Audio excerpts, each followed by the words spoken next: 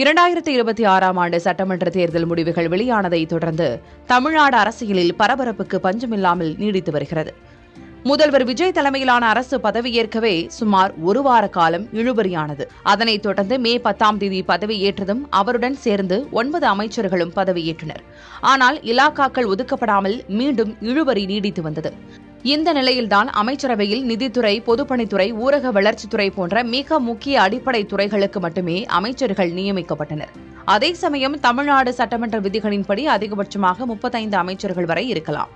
ஆனால் தற்போது 10 பேர் மட்டுமே பதவியேற்றிருப்பதால் உயர்கல்வி, ஐடி, போக்குவரத்து, வருவாய், விவசாயம் உள்ளிட்ட 22க்கும் மேற்பட்ட மிக முக்கிய துறைகளுக்கு தனி அமைச்சர்கள் நியமனம் செய்யப்படவில்லை. இந்த நிலையில்தான் நிர்வாக குளறுபடிகளை தவிர்க்கவும், கூட்டணி கணக்குகளை நிதானமாக முடிக்கவும் தாவேக தலைமையில் முடிவெடுத்து செயல்பட்டு வருகிறது. அதன் முதற்கட்டமாக தாவேகாவுக்கு முதல் ஆளாக ஆதரவு கொடுத்த காங்கிரஸ் கட்சிக்கு அமைச்சரவை ஒதுக்கப்படுகிறது.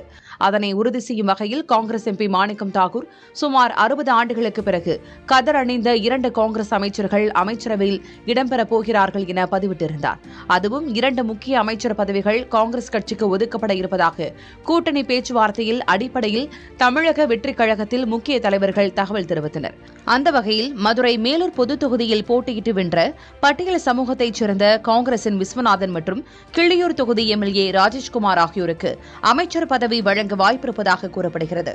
மேலும் காங்கிரஸ் கட்சிக்கு ஒரு மாநிலங்களவை உறுப்பினர் பதவியும் வழங்கப்பட இருப்பதாகவும் தகவல்கள் தெரிவிக்கின்றன.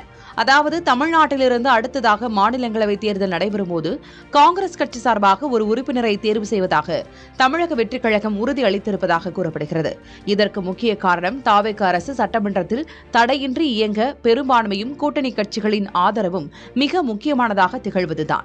தற்போது வரை காங்கிரஸ் கட்சி மட்டுமே தாவேகவுடன் கூட்டணி அமைத்திருப்பதால் காங்கிரசின் முழு எதிர்பார்ப்பையும் தாவேக நிறைவேற்ற வேண்டிய கட்டாயத்தில் இருக்கிறது. இந்த முடிவுகளின் அடிப்படையில்தான் புதிய அமைச்சரவை விரிவாக்கத்திற்கு ஒப்புதல் அளித்து நாளை புதிய அமைச்சர்களுக்கு பதவியேற்பு நடத்த தமிழ்நாடு பொறுப்பு ஆளுநர் RV அர்லேக்கர் இன்று சென்னை வருகிறார் என்றும், மே 21ஆம் தேதியான நாளை காலை சென்னை ராஜ்பவனில் புதிய அமைச்சர்களின் பதவியேற்பு விழா எளிமையாக நடக்க இருப்பதாகவும் தகவல்கள் வெளியாகியுள்ளன.